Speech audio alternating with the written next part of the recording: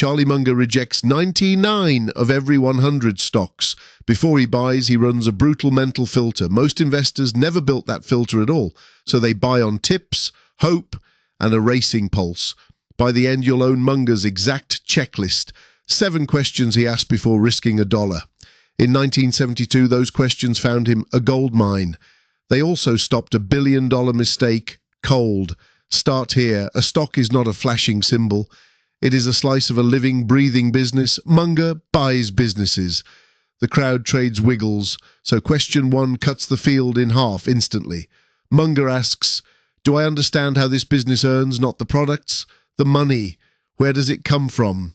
If you can't explain it to a child, you skip it. Munger calls this the circle of competence. Inside the ring, you see clearly. Outside, you're blind. Buffett skipped most tech for exactly this reason. Not because it was bad, because he couldn't judge it. Knowing the edge of your ring is rare wisdom. In 1972, Munger eyed a small candy maker. Sees candies. He understood it in a single afternoon. People buy boxes of chocolate, hand over cash, smile. That simplicity passed question 1 with ease. Now question 2. The one that built Munger's fortune. Is there a moat? A durable edge competitors can't cross. Anyone can melt sugar and pour it into a mold. Almost nobody can make it mean love to a family. See's was a gold-boxed Christmas ritual in millions of homes. That loyalty let See's raise its price almost 10% yearly. Nobody flinched. They wanted the same red box as always. A moat means the cash keeps flowing and grows. No moat and rivals bleed your profits to zero. Munger saw See's moat as wide and deep. Question 2 passed, but 3 is where most lie. Is the management honest and also genuinely able? Munger wants both. Honest fools still sink ships. Able crooks rob you with a charming smile. Buffett reads 10 years of shareholder letters first. Do they admit mistakes or only brag in good years? Do they spend cash like it's their own money? See's managers were frugal, loyal and proud. They reinvested little and sent the profit home. That is exactly the manager Munger wants. Question 3 passed. Now the cold hard numbers. Question 4, is the balance sheet strong enough? Munger checks the debt before he checks the dream. Too much debt turns a good business fragile. One bad year and the bank owns your company. A strong balance sheet survives the brutal years. See's carried almost no debt at all. It earned cash and barely needed any back. Buffett later called that a dream business.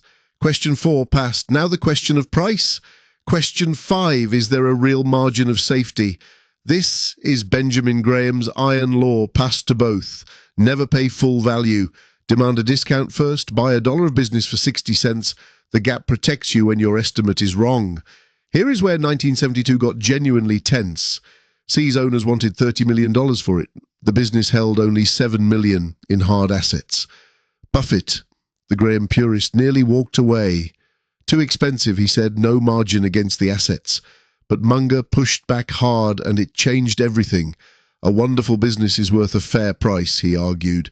The brand, he said, is the asset you can't see. The margin of safety lived in See's pricing power, not in the factory walls, in the loyal customers. They settled near $25 million. Question 5 passed, but in a deeper, smarter way. That single insight reshaped how Buffett invests, from cheap junk to wonderful businesses fairly priced. Munger upgraded the master with one stubborn argument. Now question 6. The one Munger loves most. Invert. Always invert. What could kill this business? Don't ask how it wins. Ask how it dies. Munger imagines the obituary before he buys. Could a rival brand steal See's customers away? Could sugar prices or shipping costs gut the profit? Could the founder's magic walk out the door? He lists every way it could quietly bleed out. Then he asks if each wound is likely or rare. For See's, the deadly risks were small and slow. People don't abandon a 100-year-old tradition fast. Inverting turned Munger's leap of faith into a calm bet. Question 6 passed, now the final humbling one. Question 7. Is this truly inside my circle? It loops back on purpose to where we began, because pride makes smart people wander outside it. Munger asks one last time, Do I really know this? If the answer wobbles even slightly, he passes. A pass costs nothing. A bad buy costs years. Munger says he made his fortune by saying no to almost everything that crossed his desk. Now let's prove it with a pass he actually made. A glamorous deal nearly seduced the whole partnership. A fast-growing chain with a thrilling story. Everyone on Wall Street wanted a piece of it. But Munger ran the 7 questions slowly. Question 1, did he understand how it really earned? The model was a maze. The cash source was murky. Question 2, was there a moat? Munger found none. Any rival could copy it within 12 months. Question 3, the managers chased growth, not honesty. They hid weak years behind dazzling projections. Question 4, the balance sheet groaned under red debt. It borrowed hard just to keep the story alive. Question 5, at that price, there was no safety. Question 6, inverted, a dozen things could kill it. One slowdown and the whole machine would seize. So Munger said no and the partnership walked. Wall Street mocked them for missing the rocket. 2 years later, that rocket fell from 60 to 2. Investors who chased the story lost almost everything. The checklist that said no quietly saved a fortune. That is the hidden power of a pass nobody applauds. Saying no is how Munger compounded for 50 years. Now carry Munger's 7 questions into your own hands. 1, do I understand exactly how it earns cash? 2, is there a moat that protects those earnings?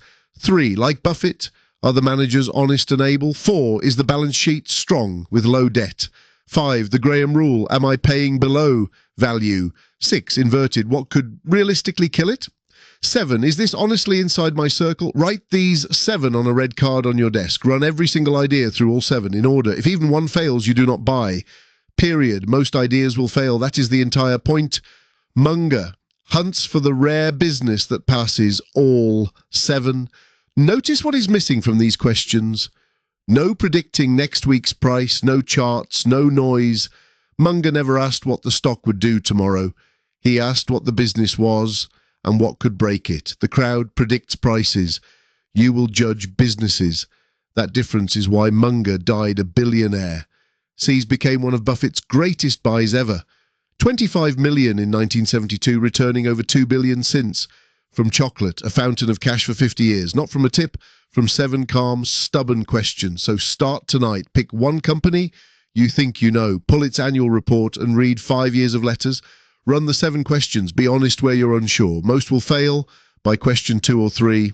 Good. That failure is the filter doing its quiet work. Do this like Munger 100 times and you'll see. You'll spot the rare moat the crowd walks right past. And you'll calmly pass on the rocket about to fall. Remember the order. Understand moat, managers, balance sheet, then margin of safety, then invert, then your circle. Master that sequence and bad buys stop finding you. Munger built billions by saying no, then waiting. He rejected 99 stocks to find the one worth owning, and that one, like Seas, paid him for a lifetime.